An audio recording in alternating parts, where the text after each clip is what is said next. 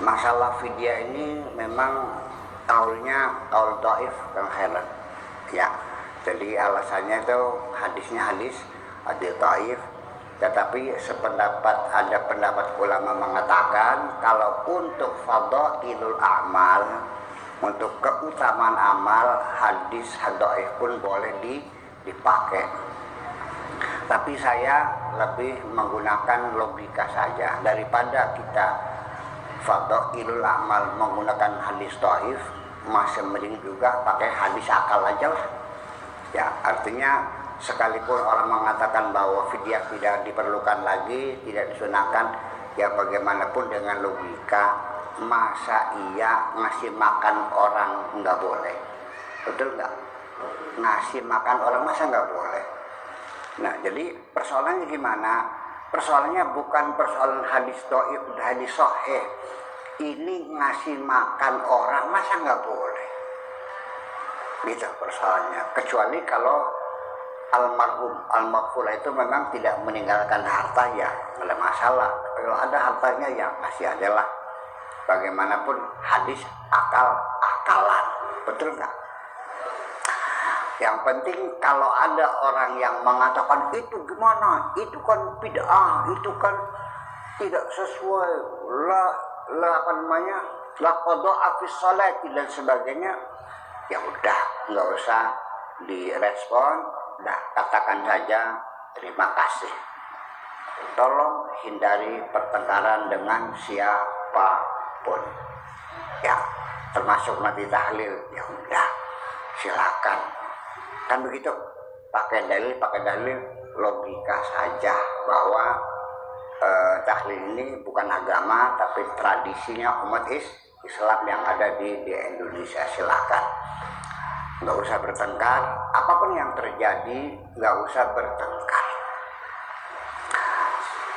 Ini masalahnya begini, kenapa sementara di antara kita ini sok kadang-kadang menyampaikan pendapat seperti ya mengkafirkan, memusyrikkan, membid'ahkan, mengkufurkan, macam-macam.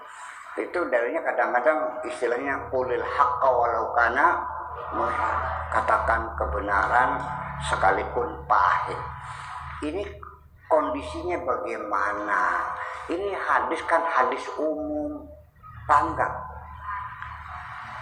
Ya bener mah bener, tapi kita layak nggak menegur orang ini? Selagi itu tidak merugikan kita, ya nggak usah sih, apa sih? Dan namanya orang menegur, ini anak-anak sekalian, kita punya tradisi, namanya tradisi ketimuran, ya kan gitu. Kita tidak bisa tidak pasti dalam hidup diperlukan saling mengingatkan, betul? Saling menegur, betul? Tetapi jangan lupa, ini negara Indonesia, kita orang timur, di mana kita terikat dengan tata krama, sopan santun dan etika. Menegur orang itu harus permisi dulu kalau orangnya mau, betul nggak? Jadi silakan menegur, qulil haqqa walau kana murran, mangga sampaikan, silakan, sekalipun pahit mangga. Nah, tetapi kalau pahitnya lebih pahit dari bertawali gitu, sebaiknya nggak usah negur dah, ngapain sih? Nah, kita menegur orang itu sebetulnya menanggung beban. Ada teman sletingnya kebuka, ayo gimana ngasih taunya?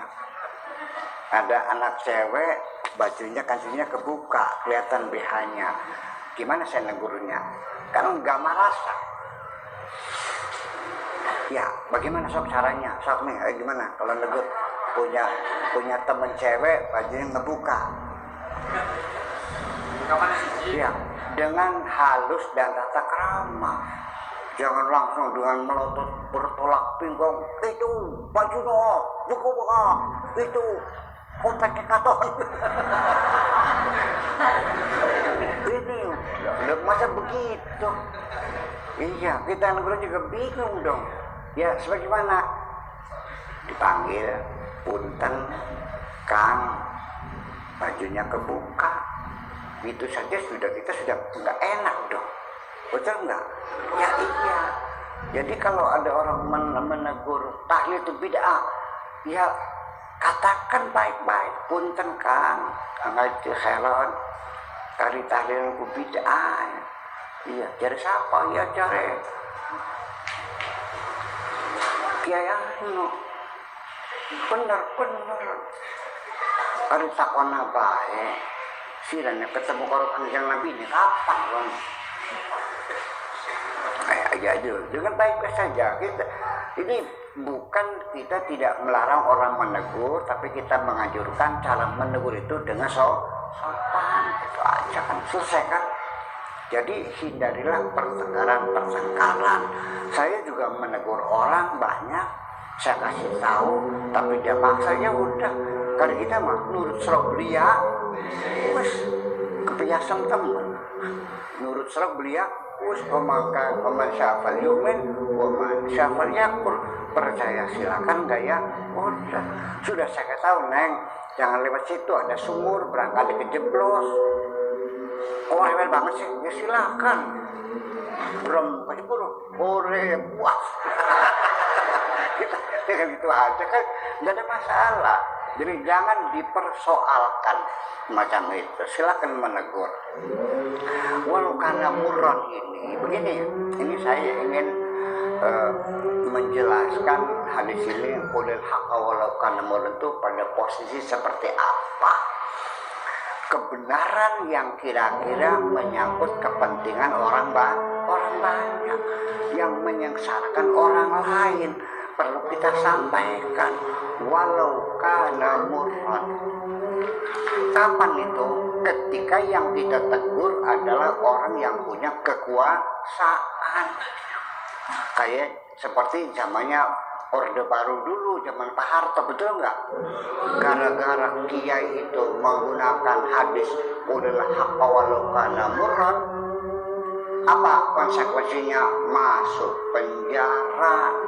Oke, kalau Anda siap masuk penjara, silakan sampaikan demi kebenaran. Ya, ketika menegur sama kita mah nggak ada urusan dengan penjara kok, nggak pahit nggak apa. Di mana pahitnya? Nah, itu. Jadi artinya sebagaimanapun kerasnya seorang diktator, kalau kita menegurnya kebenaran itu dengan cara yang baik, saya kira nggak mungkin marah kok, betul nggak? Nah, yang kita tegur itu adalah kebenaran-kebenaran yang menyangkut kebijakan-kebijakan publik yang akan mengakibatkan penderitaan, kemiskinan masyarakat karena kebijakan ekonomi, kebijakan politik kan begitu. Kebijakan pendidikan ya perlu kita tegur. Umpamanya dengan adanya full day ini, nah full day yang pulangnya sore tuh, nah sehingga akibatnya madrasah dinia di Indramayu di Cirebon tutup karena pulangnya sore sih, tutup. Nah, jadi anak-anak kita kurang mendapat kesempatan untuk mendalami agama. Itu kan kepentingan publik. Silahkan menegur pemerintah, ya kan gitu, dengan cara yang baik, nggak usah mencaci maki, ya kan begitu. Kritiklah dengan yang sopan. Saya kira tidak akan marah. Coba kita pertimbangkan, kita susun logika kita, alasan kita bagaimana. Nah, ketika itu tidak tercapai, ya coba cari. Jangan sama sekali, jangan pernah menggunakan kekerasan. Kita udah capek menghadapi kekerasan. Percaya, jangan melakukan kekerasan. Kita umat Islam sudah lelah dengan kekerasan ini.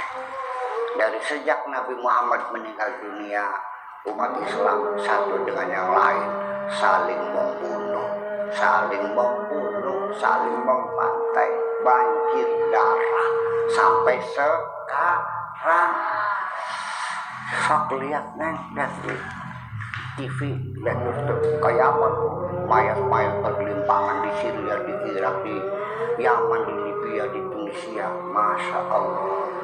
Yang membunuh itu adalah orang Islam, yang dibunuh orang Islam. Saya nggak yakin yakin Allah menyuruh kita membunuh sesama umat Islam? Ya kan? Ya cobalah, apapun ini kita bicarakan dengan cara baik-baik, jangan dengan kekasaran. Kembali lagi, saya tidak menyalahkan hadis itu, tetapi menempatkan hadis itu pada tempat yang sebenarnya. Kulil hak, kebenaran itu adalah menyangkut kebijakan publik pemerintah yang menyebabkan, ya kan gitu, kemiskinan, menyebabkan kehancuran, menyebabkan perpecahan bangsa. Nah itu kita sampaikan, resikonya masuk penjara, tapi kita sudah bebas tuh itu gitu. Kalau menegur orang settingnya buka sih nggak perlu keras tuh. Iya kan? Kalau saya mah nggak kasih itu, saya biarin aja. Kalau anak cewek baju kebuka nggak saya tegur, biarin aja kan enak.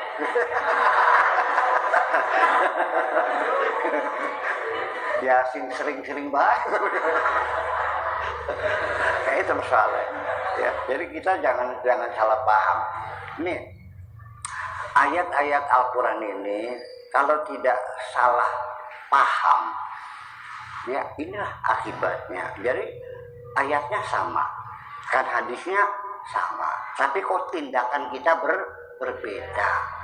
Ayatnya sama, aula mastumun nisa. Imam Syafi'i senggolan sama cewek batal, Imam Maliki tidak batal, ayatnya sama.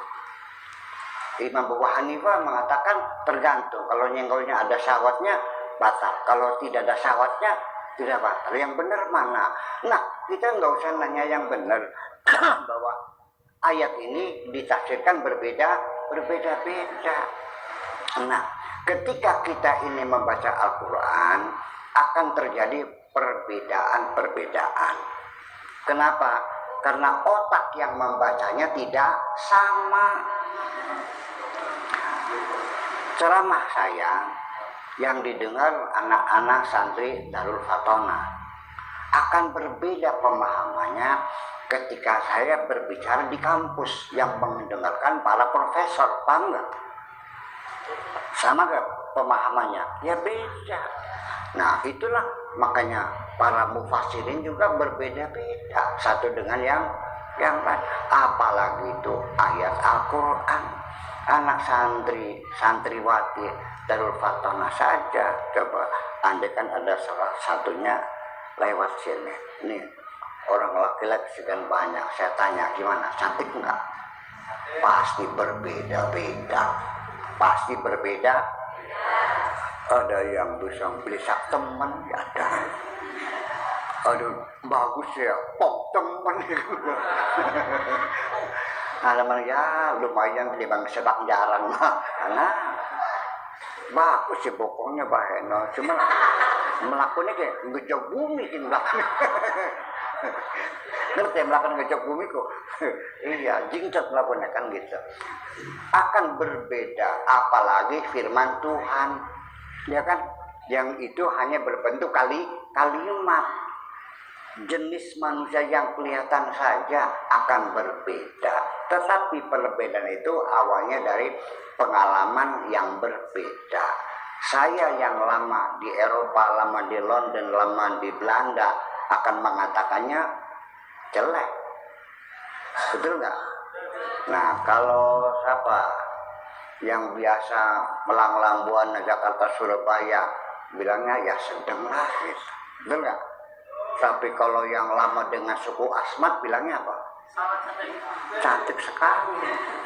Kenapa? Karena dibandingkan dengan pengalaman masing-masing. Nah itulah makanya ketika Nabi Muhammad mengatakan umirtu an uqatilan nas hatta yaqulu la ilaha illallah. Aku disuruh oleh Allah untuk memerangi manusia sampai mereka mengatakan la ilaha illallah. Ini dipahaminya bahwa kita ini berkewajiban harus memerangi seluruh umat manusia di alam dunia yang sekarang jumlahnya 8 miliar. Kita perangi semuanya supaya mereka mengucapkan la ilaha illallah. Segimana? Apa saya nggak yakin masa Allah nyuruh begitu? Oh ya nggak mungkin dong, salah dunia semua. Umat Islam saja sampai sekarang, dari sejak zaman Nabi sampai sekarang di dunia ini masih tetap menjadi umat minoritas. Harus tahu, ya, dunia penduduknya 8 miliar, umat Islam 1,5 miliar. Jadi kebanyakan siapa? Kita minoritas. 1,5 miliar juga ada Syiah, ada Ahli Sunnah, ada Jabariyah, Qadariyah, Murji'ah, Mu'tazilah, sampai macam-macam, sampai ada HTI, ada Hizbut Tahrir, ada semacam lah. Ya kan terpecah-pecah lagi, nah gitu. Lalu gimana? Nah makanya orang itu jangan terburu-buru menyimpulkan firman Tuhan sabda Rasul. Ntar dulu dong. Anda sudah berpengalaman belum memahami bahasa ini? Nih, Kang Haji Khairan. Umirtu an uqatilan nas. Tidak mungkin. Maksudnya seluruh manusia dong. Pasti ini adalah sebagian manusia. Siapa sebagian tuh? Ya pasti orang yang menghalangi perjuangan Kanjeng Nabi. Kalau yang tidak menghalangi, ngapain? Yang mereka baik-baik aja kok. Nah, lafaznya kul, walakin urida bihil juz. Lafaznya kul umum, tapi yang dimaksudkan adalah sebagian. Ada lagi lafaznya juz wa urida bihil kul. Itu bahasa begitu. Lafaz kul umum maksudnya khusus. Ada lafaz khusus yang dimaksudkan umum. Namanya bahasa tuh Neng, banyak kali orang ngomongnya begini, maksudnya begitu. Iya, saya juga pernah salah ngomong tuh, nanya sama janda. Sayanya lagi ngeduda gitu. Neng, kamu idahnya berapa bulan lagi? Diem aja. Nggak tahu. Sama Kang Kim nanya, Buya beneran nggak katanya? Cih, beneran. Dikiranya mau ngelamar kan gitu. Ya itu seperti itu. Kalau yang nanya lebih, ya enggak dong. Nah itu bedanya. Beda orang bisa mananya berbeda. Konsekuensi pun ucapan seseorang bobotnya tidak akan bersama. Omongan saya sebagai kiai kampung tidak akan sama dengan omongannya seorang menteri, betul nggak? Apalagi seorang presiden akan besar pengaruhnya. Ya, kalau saya salah ngomong, selesai dengan cuk, nggak pernah kata cuk. Tapi kalau seorang presiden sulit mengatakan cuknya, betul nggak? Bisa dieker, nah itu persoalannya. Ini omongannya Nabi loh, bukan omong sembarangan orang. Ya, paham kan? Nah, begini, biar mengerti anak-anak semuanya. Umirtu an uqatilan nas, saya disuruh memerangi manusia. Ini pasti bukan seluruh manusia, tapi manusia-manusia khusus yang menghalang-halangi perjuangan Kanjeng Nabi. Saya ini suatu ketika mau naik haji. Oke, mumpung saya lagi naik haji, maksud saya kira-kira pulang haji rumah sudah bersih dicat kan gitu. Saya kasih uang kepada tukang cat, Mang, ini uang 2 juta beli cat 5 teks atau siltex warna putih, tolong cat rumah saya, nanti hitung-hitungan belakangan, yang penting saya mau naik haji, kira-kira pulang haji rumah saya sudah bersih. Oke? Disuruh apa tadi tukang tuh? Mau cat apa? Cat rumah. Alhamdulillah begitu saya pulang, rumah saya dicat semua. Gedengnya dicat, lantainya dicat, kacanya dicat. Saya bilang, sinting kamu kan pakai bilang semua cat rumah. Salah nggak dia? Enggak, secara otak dia nggak salah, cuma goblok. Iya, maksudnya rumah itu adalah temboknya, bukan seluruhnya, apa enggak? Itu namanya lafzul kul wa urida bihil juz, kayak gitu. Sebaliknya, lafznya juz wa urida bihil kul. Kemana aja lo? Nggak kelihatan batang hidungnya. Maksudnya batang hidungnya apa? Hidungnya aja gitu. Batang hidung itu adalah menampilkan ke seluruh hanya kehadiranmu ini. Sudah lama kau nggak nampak batang hidungmu, kemana aja kau, kan gitu.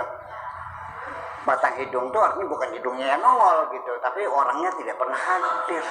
Seperti itu. Atau kadang-kadang kita menyebutkannya ma min lawazimihi, dzikru ma kana min lawazimihi. Seperti saya bilang sama kekasih saya, aku sudah rindu tidak lama menginjak halaman rumahmu. Maksudnya halaman rumah itu memang saya nggak masuk. Halaman rumah itu maksudnya tidak mampir ke rumahnya gitu, paham nggak? Halaman rumah sama nggak? Beda. Tapi sudah lama aku tidak menginjak halaman rumahmu, artinya saya tidak pernah mampir ke rumah, paham nggak gitu? Nah, cerdas gitu. Itulah makanya tidak semudah itu kita menafsirkan Al-Quran, menafsirkan hadis. Ya, kita harus punya ilmu yang lengkap. Kadang-kadang bacanya salah, orangnya nggak ngerti, terjemahan departemen agama. Ini sebabnya orang jadi bertengkar. Tapi saya yakin santri-santri Darul Fatana ini di bawah bimbingan Kiai Dudung ya gitu.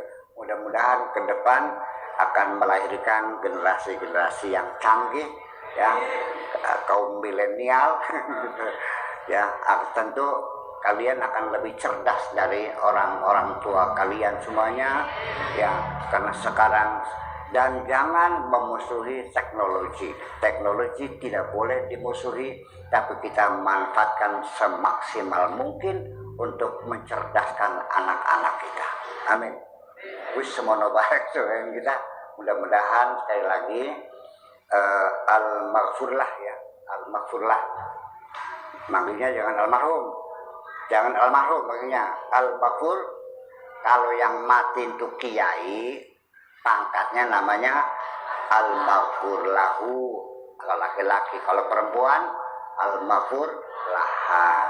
Kalau orang biasa almarhum. Kalau selebriti ar-rahil. Kalau perempuan ar-rahilah. Di dalamnya mengandung doa.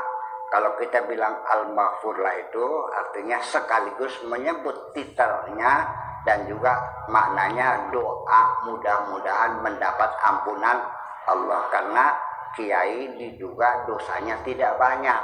Jadi semoga dosanya diampuni. Kalau orang biasa diduga dosanya banyak. Jadi bukan dia dosanya, saking banyaknya sudah minta rahmatnya saja. Makanya almarhum.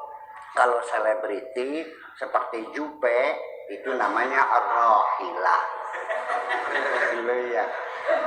Iya dong, masa almarhumah ar-rahilah panggilnya. Tetapi di Tegal Gubuk ada panggilan khusus orang yang sudah meninggal itu tidak pakai, namanya jennate. Jennate itu asalnya bahasa Arab, jannatihi, artinya mana yang hebat. Apakah kita mendoakan semoga diampuni, apakah semoga sudah di dalam surga? Berarti hebat mana? Hebat Tegal Gubuk.